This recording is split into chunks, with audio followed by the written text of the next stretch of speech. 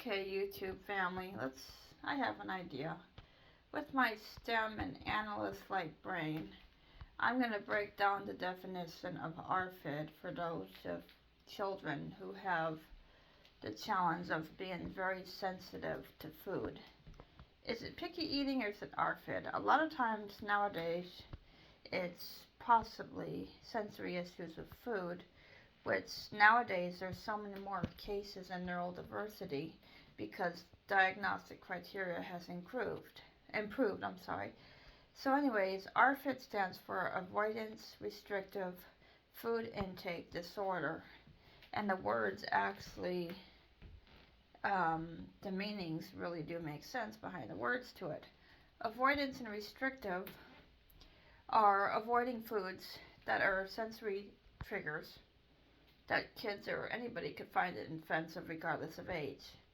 And a lot of times it makes them gag to the point of throwing up, which happens with me. Anyways, restrictive means you have a restrictive diet. So it's like when I was younger, I only wanted to eat spaghetti, pasta, and chicken pot pies, but it had to be made a certain way.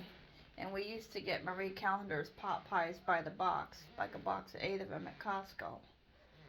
So anyways, that's an example of restrictive food. Also, I have to put ranch dressing on a lot of things, including things some people would find gross. Also, food intake disorder, that part, it's because they can't tolerate certain foods.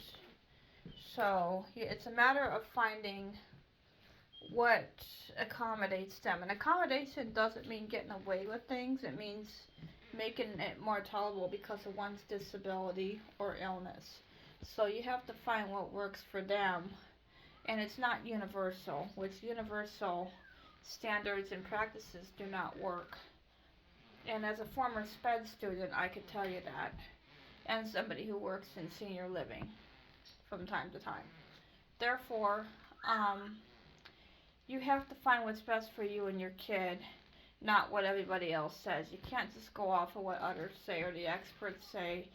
You have to be your own expert and advocate.